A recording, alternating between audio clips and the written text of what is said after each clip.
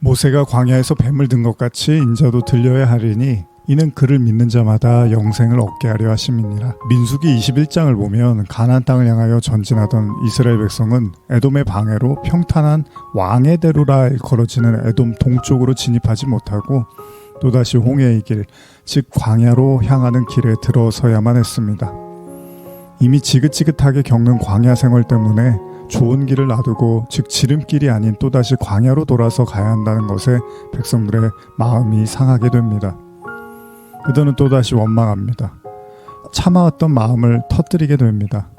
끝나지 않는 광야 생활에 이제 지친 것입니다. 결국 하나님은 그들에게 불뱀을 보내시고 그들은 모세를 통하여 회개를 요청하게 이릅니다. 그런데 예수님이 지금 이 사건을 언급하시면서 십자가 사건을 이야기하신 것입니다. 우리는 십자가에 대하여 잘 알고 있습니다.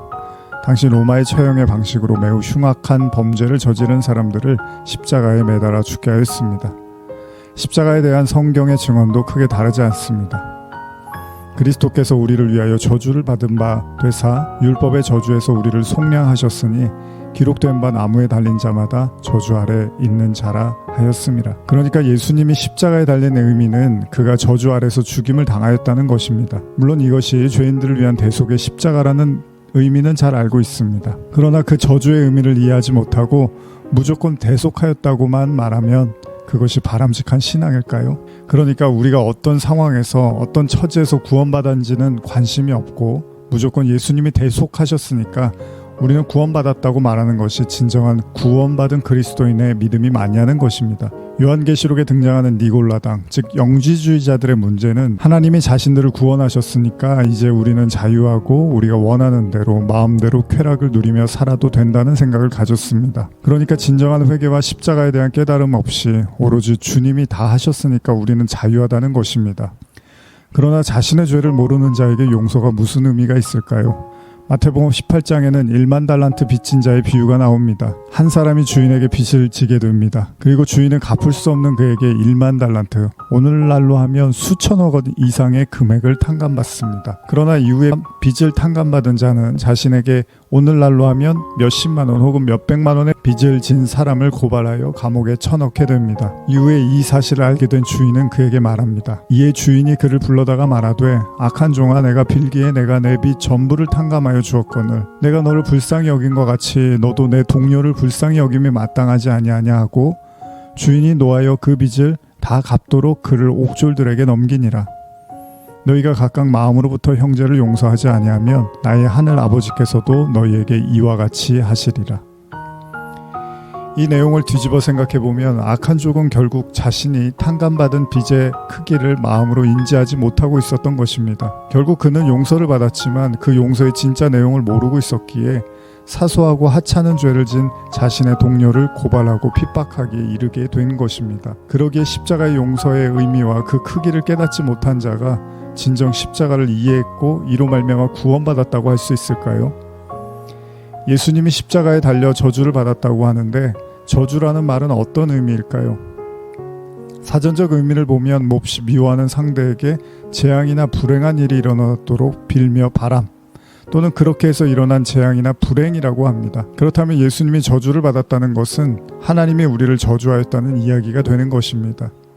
물론 우리의 죄 때문이죠. 그 죄로 말미암아 하나님이 인간을 향하여 저주, 즉 몹시 미워하는 상대가 되었다는 의미겠지요. 그렇다면 예수님이 언급하신 놋뱀 사건의 의미는 무엇일까요? 광야를 떠돌던 이스라엘 백성들은 가나안에 빨리 들어가지 못함에 화가 났고 먹을 것이 없는 것에 화가 났습니다. 편안한 잠자리와 따뜻한 저녁이 그리웠을 것입니다. 그래서 불만을 터뜨립니다. 그러나 하나님은 그런 그들에게 그냥 뱀도 아니고 독하기 독한 붉은 뱀을 보내십니다. 물리면 고열에 시달리다가 죽게 만드는 붉은 뱀을 말입니다. 그러나 그들은 한 가지를 잊고 있었습니다. 그들이 죄인이라는 사실을 말입니다. 그들은 그들의 고생과 노고를 돕지 않는 하나님을 원망하고 있지만 실상 하나님은 저주하고 싶은 죄인을 인내하고 참고 계시다는 사실을 깨닫지 못하였습니다. 하나님은 죄악으로 가득 찬 당신의 백성의 교만함과 패역함을 지켜보시고 그들을 향하여 끝까지 참고 또 참고자 하셨던 것입니다. 복음을 깊이 깨달은 바울은 후에 이렇게 말합니다. 그러나 내가 긍휼 입은 까닭은 예수 그리스도께서 내게 먼저 일체 오래 참으심을 보이사 후에 주를 믿어 영생 얻는 자들에게 본이 되게 하려 하심이라. 우리가 인내하고 있는 것 같지만 실상은 하나님께서 인내하고 계시다는 것입니다. 성경에서 뱀은 하나님의 원수이고 저주와 멸망의 대상입니다.